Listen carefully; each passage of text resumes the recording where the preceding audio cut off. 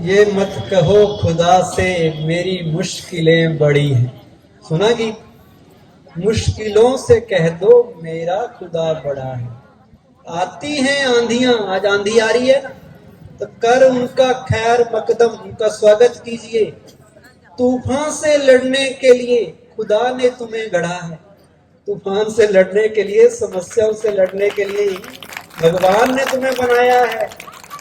इसलिए डरो नहीं, घबराओ नहीं, सबकी दुआएं लो, सबको सुख दो, तब हमारे घर की एनर्जी सही होगी। कई लोग पूछते हैं भाई जी, घर के वाइब्रेशन कैसे ठीक करें, घर की एनर्जी ऊर्जा को कैसे पॉजिटिव बनाएं, घर में क्या रखें जो घर की एनर्जी सही हो जाए। क्या घर की एनर्जी घर में रखे सामान से ठीक होती है या घर में रह रहे लोगों से ठीक होती है? बताइए। कई लोग आपको मिलेंगे कि आपका घर में झगड़ा हो रहा है, बिजनेस चलता नहीं है, आप अपनी दुकान बदल लो, आप अपने कमरे का डायरेक्शन बदल लो, तो हम बड़ी जल्दी कमरे का तो छोड़, हम घर का डायरेक्शन बदलने के लिए तैयार हो जाते हैं ताकि समस्या खत्म हो जाए। अब आप कितनी भी बेस्ट से बेस्ट डायरेक्शन का घर बना लो, बढ़िया से बढ़िया वास्तु की दुकान ले लो, लेकिन अगर मन को बेस्ट नहीं बनाया, मन को सही नहीं किया, तो झगड़े समाप्त होने वाले नहीं हैं। आज लोग शादी करते हैं, शुभ मुहूर्त निकाल के, शुभ दिन पे जन्म पत्री मिला के करते हैं, फिर तो झगड़े होने नहीं चाहिए थे, फिर तो तलाक होने नहीं चाहिए थे। अगर उसके आधार पे अच्छा या बुरा बनता है तो सब सही रहना चाहिए था। तो इसका मतलब है दिन तो शुभ था पर मन को शुभ अच्छा नहीं बनाया। जब तक मन का डायरेक्शन ठीक नहीं होगा, घर का डायरेक्शन कोई भी कर लो, फर्क पड़ने वाला नहीं है। कितने लोग हैं जो वास्तु के हिसाब से घर बनाते हैं, क्या उनका घर में सब ठीक ठाक चल रहा है? बताइए। तो घर का डायरेक्शन ठीक हो या ना हो, दुकान सही जगह हो या नहीं हो, पर मन का डायरेक्शन ठीक रखना है। वो इंपॉर्टेंट है। जिस मन ने रिश्ते निभाने हैं, जिस मन ने बिजनेस करना है, वो मन सही होना चाहिए। अगर वो मन सही है, इधर देखिए सभी, उधर कुछ नहीं, तो ही जीवन सही होगा, तो ही जीवन। इसको बंद कर दीजिए, अभी क्यों लगा दिया, सब उधर देख रहे हैं। तो क्या ठीक करना है बताइए? घर की एनर्जी किससे ठीक होगी? कई लोग बड़ा सुंदर घर बनाते हैं, कभी देखा होगा आपने, और बाहर एक काला सा चेहरा लगा देते हैं। किस लिए लगाते हैं बताओ? कई नींबू मिर्ची टंगा देते हैं इतने सुंदर घर के बाहर, क्यों? किसी की बुरी नजर ना लग जाए। बताओ, बुरी नजर किसकी होती है? हमारे कर्म बुरे होते हैं, नजर किसी की बुरी नहीं होती, और उनके कर्म हमारा भाग्य नहीं बिगाड़ सकते। याद रखो, हमारा भाग्य हमारे कर्म बिगाड़ेंगे या बनाएंगे, उनकी नजर से कुछ नहीं होता। अगर ऐसा होता तो आत्मा की शक्ति सबसे पावरफुल है इस दुनिया में। आपके मन की शक्ति, आपकी आत्मा की शक्ति, दुनिया में कितनी भी नेगेटिव शक्तियां हो, उन सबसे पावरफुल आपके मन की शक्ति है। और अब जब आत्मा की शक्ति में परमात्मा की शक्ति जुड़ जाए, फिर जो लोग भगवान को याद करते हैं, उसे साथ रखते हैं, उनका तो कोई भी बुरा कर ही नहीं सकता। उनके ऊपर तो किसी की नजर लग ही नहीं सकती। इसलिए कोई आपको कहे कि आपका घर का झगड़ा हो रहा है, मकान तोड़ दो, आप चैलेंज करो कि नहीं, हम कुछ नहीं तोड़ने वाले, पर झगड़ा नहीं करेंगे। हम क्या करते हैं, एक रॉन्ग प्रोग्राम वो हमारे माइंड में डाल देते हैं, हमारी सोच को प्रभावित करते हैं, हम उस रॉन्ग प्रोग्राम को डाल लेते हैं कि ऐसा है तो मेरे साथ ऐसा हो रहा है, और वैसा हो जाता है। तो हमारी गलत सोच हमारा भाग्य बिगाड़ रही है। हमारी नेगेटिव सोच कि मेरे घर की दिशा सही नहीं है इसलिए झगड़ा हो रहा है, तो ये सोच मन में ना डाल के ये सोच डालो कि मुझे मन को सही रखना है, मन को पॉजिटिव बनाना है, अपने कर्म अच्छे रखने हैं, मेरा भाग्य अच्छा होगा ही होगा, बढ़िया से बढ़िया बनेगा, कोई किसी की नजर मुझे नहीं लगेगी। आजकल बड़े शहरों में बड़ा फैशन है किस चीज का, लोग दुकान बदल लेते हैं लोगों के कहने पे, मकान बदल लेते हैं ताकि जीवन सही हो जाए, कई लोग अपना नाम भी बदल लेते हैं, कई कपड़ों के रंग बदल लेते हैं, कई नौकरी बदल लेते हैं, कई पति पत्नी को ही बदल लेते हैं, तलाक दे देते हैं कि सब सही हो जाए। सब कुछ बदलने के लिए हम तैयार हो जाते हैं सिवाय एक चीज को, अपने को, अपने विचारों को नहीं बदलना चाहते, अपने कर्मों को बदलना नहीं चाहते।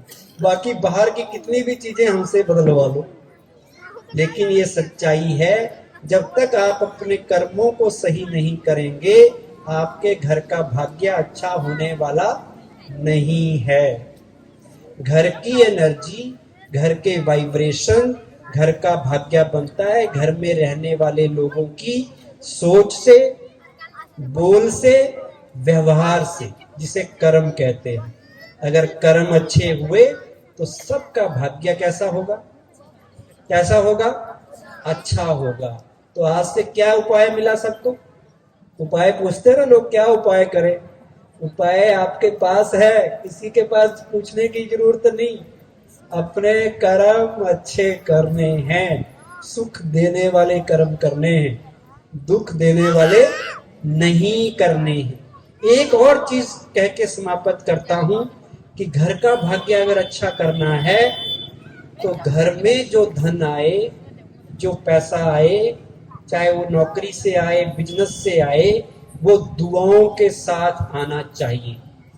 धन नेक कमाई का होना चाहिए। कई बार हम क्या करते हैं, बाहर के बिजनेस में प्रॉफिट करने के लिए कर्म के बिजनेस में लॉस कर लेते हैं। बाहर बिजनेस में फायदा करने के लिए किसी के साथ चीटिंग कर ली, धोखाधड़ी कर ली, किसी के ऊपर प्रेशर डाल के पैसा कमा लिया, किसी को डांट के, चिल्ला के, तंग करके पैसे कमा लिए, तो वो पैसा घर में दुआओं के साथ नहीं आता। बरकत वही पैसा देगा जो दुआओं के साथ घर में आया होगा।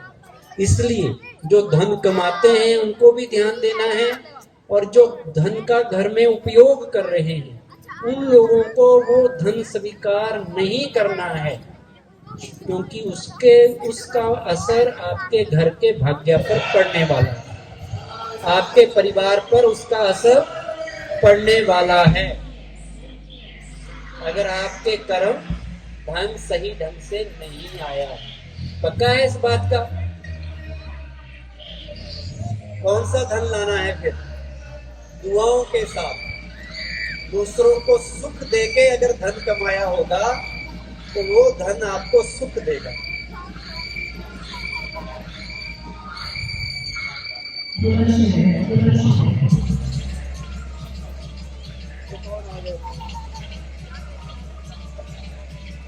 कोई आवाज आपको सुनाई नहीं देगी, आपको वही सुनाई देगा जो मैं बोल रहा हूँ। तो आपके पास जो पैसे आए वो आए जो सुख देने वाले हों, दुआओं के साथ आए। बिजनेस करने के 3 तरीके हैं। एक तरीका है बिजनेस करने का कि अपने फायदे से पहले दूसरे का फायदा सोचना, एक है केवल अपना फायदा सोचना, और एक है अपना फायदा और दूसरे का नुकसान सोचना। अब इनमें से कौन सा बेस्ट है? अगर अपना फायदा सोचा केवल तो ना दुआएं आएंगी ना बद्दुआएं।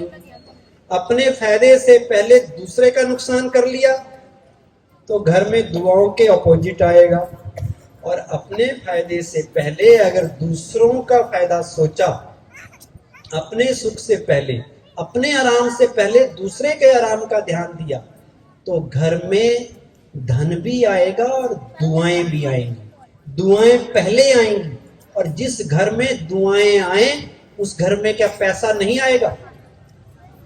बताओ, जो दुआएं इकट्ठे करेंगे उनके पास पैसा आएगा या नहीं आएगा? बहुत सारा आएगा। तो ध्यान दुआओं पे रखना है। हम पैसे कितना कमाते हैं ये महत्वपूर्ण नहीं है, भाई लोग भी सुन लो। महत्वपूर्ण ये है कि हम पैसे कैसे कमाते हैं, किस विधि से कमा रहे हैं। हमारी कमाई नेक होनी चाहिए। जो लोग हमारे पास काम करें या जिनके पास हम काम करें वो हमसे संतुष्ट होने चाहिए। हमें उनके सुख का ध्यान रखना है, अपने सुख से पहले उनके सुख का ध्यान रखना है। तो धन दुआओं के साथ आएगा, और जो धन दुआओं के साथ आएगा वो घर की एनर्जी को बढ़ाएगा। फिर कोई सामान रखने की जरूरत नहीं पड़ेगी कि ये रख दो, वो रख दो, मनी प्लांट रख दो, कुछ भी रख दो। मन सही करो, दुआओं के साथ धन लाओ, क्योंकि धन का असर आपके अन्न पर पड़ेगा। जैसा धन होगा वैसा ही अन्न आप घर में लाएंगे, और अन्न से मन बनता है ये भी आप जानते हैं। जिस क्वालिटी का अन्न घर में पकेगा वैसा ही हमारा मन बनेगा, और जैसा मन बनता है वैसा हमारा तन बनता है। तो धन से अन्न, अन्न से मन, मन से क्या बन गया? तन। तो धन सही आना चाहिए, दुआओं के साथ आना चाहिए। चाहे कम आए पर दुआओं के साथ आएगा तो वो धन घर में बरकत करेगा, आपके घर के भाग्य को अच्छा करेगा। जो धन दुआओं के साथ ना आए, माताएं बहनें ध्यान दें, उसे स्वीकार नहीं करना है। जो रिश्वत लेके पैसे कमाए हों, कहीं गड़बड़ करके, भ्रष्टाचार करके, चाहे सरकार के साथ ही गड़बड़ की, कहीं भी गड़बड़ करके पैसा कमाया, वो पैसा धन में, घर में दुख लाएगा, सुख नहीं लाएगा। तो इस बात का भी ध्यान रखना है। और मन तब आपका अच्छा बनेगा जब हर दिन कुछ टाइम अपने आप को देंगे।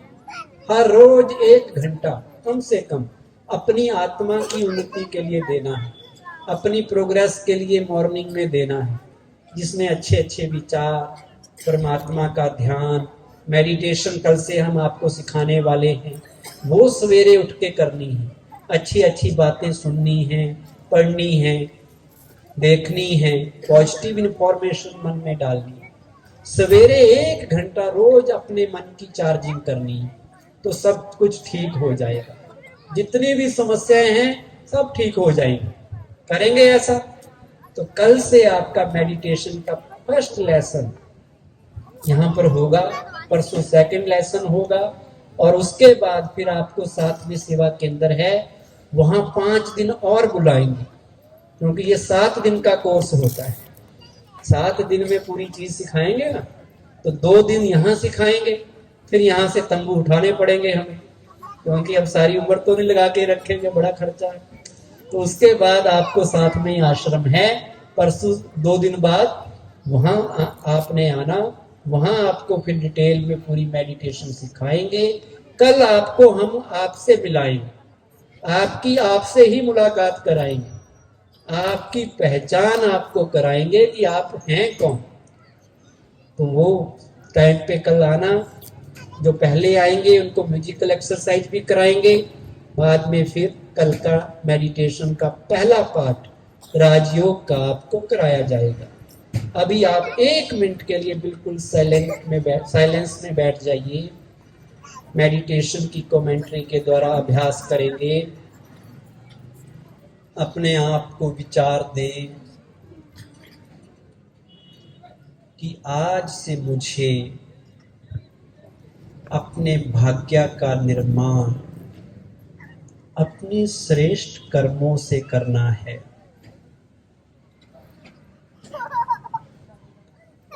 संकल्प ले लें कि मुझे दुआएं कमानी है, सबको सुख देना है, अपने कार्मिक अकाउंट को सेटल करने के लिए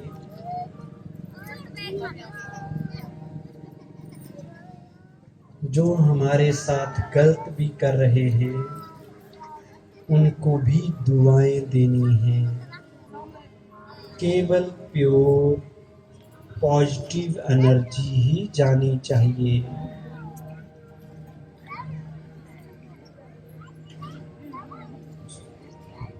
प्योर वाइब्रेशन, शुद्ध ऊर्जा, दुआओं वाली ऊर्जा। मुझे सारा ध्यान अपने वर्तमान के कर्मों पे देना है। दूसरा चाहे कुछ भी करे, मुझे अपने कर्म अच्छे करने हैं, क्योंकि जैसे मेरे कर्म होंगे वैसा ही भाग्य मेरा बनेगा।